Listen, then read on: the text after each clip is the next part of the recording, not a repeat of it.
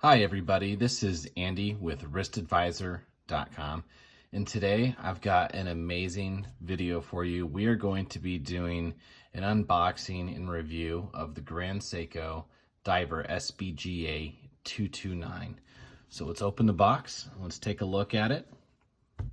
So I wanted to be able to bring this to you guys for a couple reasons. The first one is I want to show Grand Seiko to more of the viewers of the channel.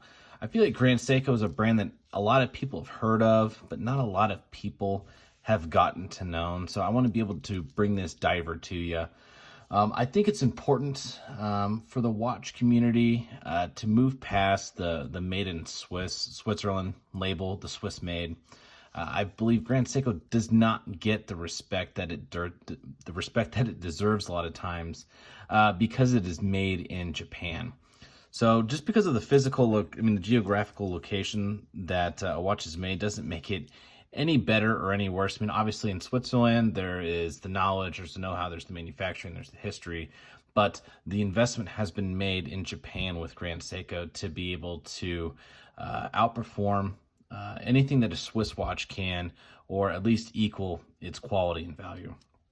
Another reason that we wanted to be able to do this review on this watch, and I think it's pretty evident when you take a look at it, is this is a direct competitor of the Rolex Submariner.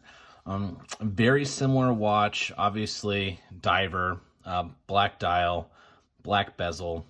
Even if you take a look, I mean, outside of the 12 o'clock indice here, the hour marker, very similar to the Rolex Submariner. So I want to be able to show you guys Grand Seiko on a little bit closer look than maybe what you've seen before.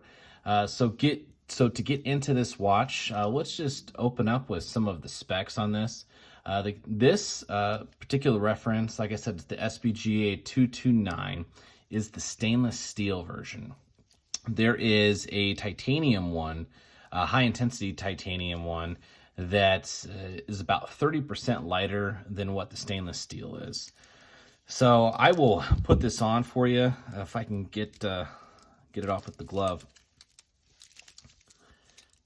It is a watch that you will definitely notice when you wear it. It's not small. It comes in at 44.2 millimeters, so essentially a 44 millimeter. And you can definitely feel the weight of this in the stainless steel. Now, I requested from Moyer Fine Jeweler to be able to hold on to this, and I've had it for about a week to get my impression on it, so I can give you guys an honest review. And this one is, I wouldn't say it's too heavy, but it's definitely got some wrist presence. I mean, it's obvious why Grand Seiko came out with a titanium version, because it will provide a little bit of a lighter wear on the wrist. So if that's something that's important to you, you can get that. You'll have to pay for it, obviously. But to be honest, the stainless steel is just fine for this particular reference. We have the sapphire crystal, the anti-reflective coating on the inner surface, not the outer surface, which I think is important. We have the Lume Bright on the hands and the indices.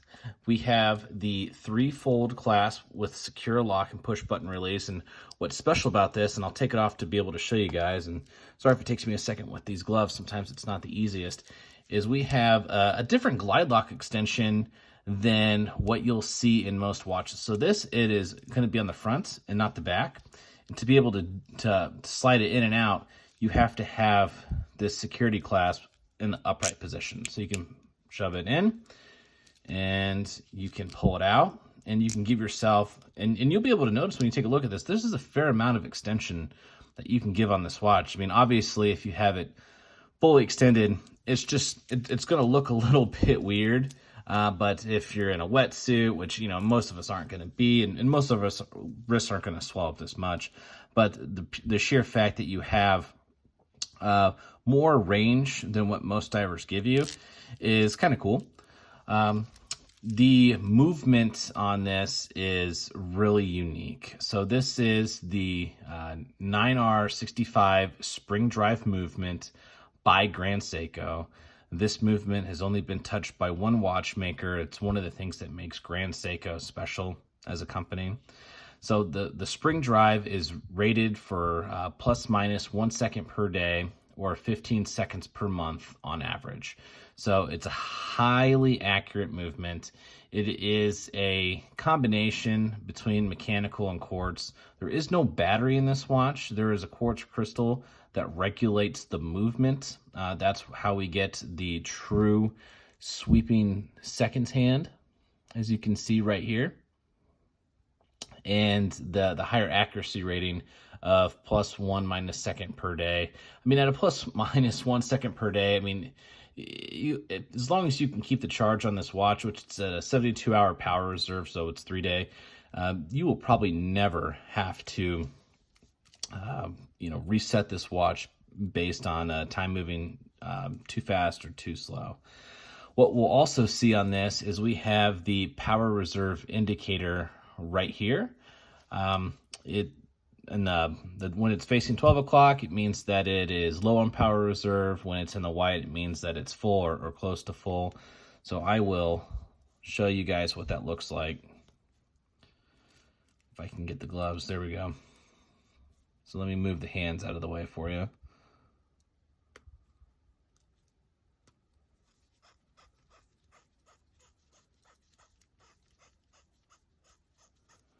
You can see it's slowly getting up there. Now this watch does not have a see-through case back.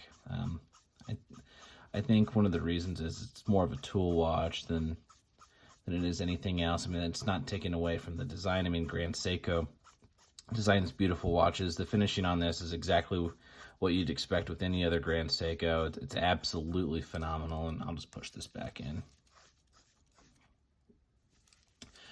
My first impressions in this, and I'll get to it at the end when I talk about my personal thoughts, is this watch is just, if you're in the market for a diver, I mean, and I've got the Omega Seamaster 300 meter, and I think that's amazing. I think that this is just as good.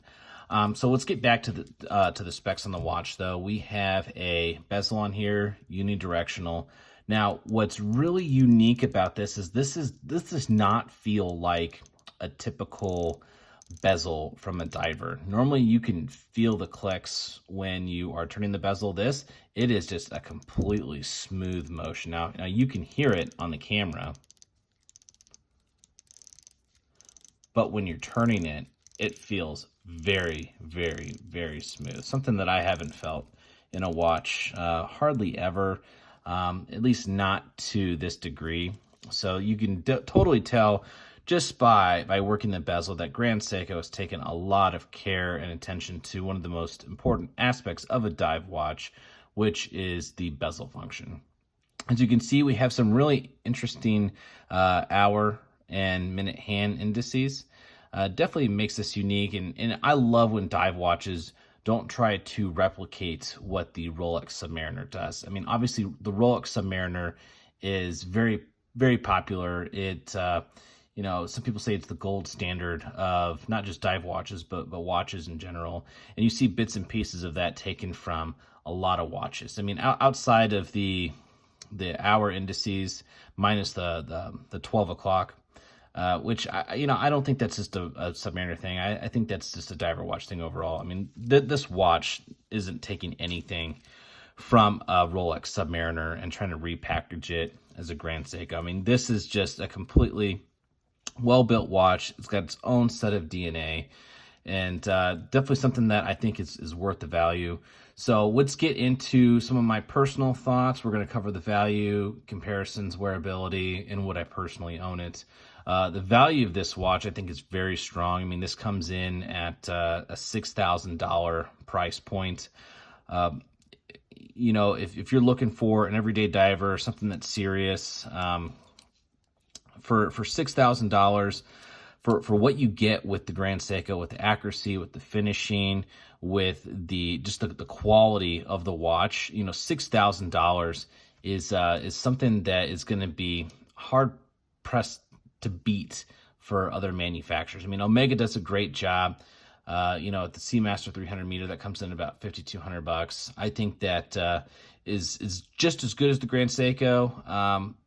Now, owning the 300 meter for a while, personally, I might be biased. I'm in love with that watch, but after handling this, I mean, to be honest, the Grand Seiko might eclipse it. So, you know, at that price point, I think it's totally justified. You know, some people have a problem with, and I think Grand Seiko's done a good job getting off of this over the last couple of years, at least as far as perception is. You know, Seiko was a lower tier priced brand. They jumped into obviously doing quality like this, and I think they've overcame that price increase. But you know, if you had any doubt before this video, hopefully you've overcame that. If not, go check this out at your local authorized dealer. Like I said, you know, Moyer Fine Jewelers has let me have this for a week. I'm totally sold on it. I'm really happy to be able to do the review for you guys so you can see it. And so $6,000, totally worth going out and getting. Comparing this, I know I've talked about my Omega 300 meter, very similar comparison as far as quality, and then also the Rolex Submariner. You know, I think these three watches lined up in a row. If you had to pick one, you couldn't go wrong with any of them. And I think that goes really far for Grand Seiko, because that means that their dive watch, the SBGA229 in stainless steel, is competing directly with two of the giants in the watchmaking industry, which is Omega and Rolex, and you know, a category which is stainless steel divers that is super popular. As far as wearability goes, I mean, if you don't mind a little bit larger wear, like I said, it is a 44 millimeter. You can see the depth on it right here. It wears very nice. And like I said, if the weight is a little bit too much for you, you can always get this in the titanium, and it'll weigh a little bit less. I think it's online, it says the high intensity titanium is 30% less, but it wears fantastic. I don't have this fitted to my wrist, so I'm wearing it a little bit further up so you can kind of see how it fit. It feels a little bit snug. The light plays off of it well. It's really great when you look down and you can read it. I mean, obviously you can take a look at those hands. You can see that stuff from a mile away. The lume on this is absolutely amazing. You can turn the lights off, and you'll be able to see it for a long time. So let me actually try to do that for you right now. So give me 1 second while I try to turn off the lighting to be able to show you what this looks like. And I don't know how this is going to come out on the camera, but we'll see how it goes. So give me 1 second.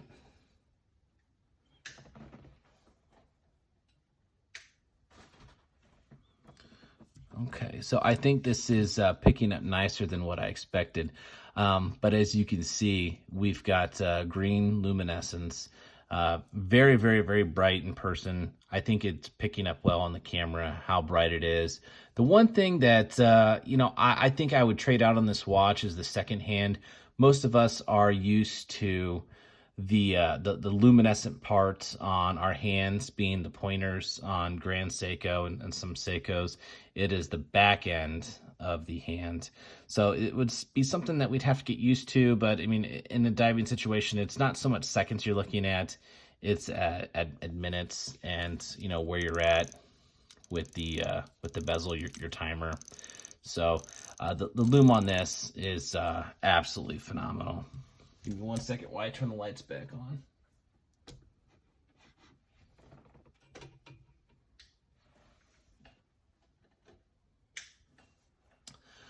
So let's get into the last portion of our review for the Grand Seiko Diver SBGA229. The question is, would I personally own this watch? And I think that answer, if you can't tell by now, is clearly absolutely yes. Now, you know, I just got the Omega Seamaster 300 about 6 months ago. I don't know if I want to go into something that's very similar to that. I like to diversify the collection. But if I ever did move off that Seamaster 300 meter, this watch would definitely be on the radar for the collection.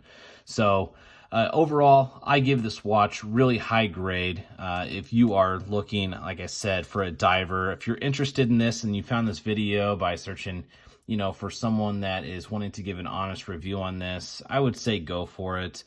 You're not going to get anything wrong with this watch. I guarantee if you go into the authorized dealer, your first impression is going to be that impression that lasts with you. When I saw this watch the first time, got to hold it.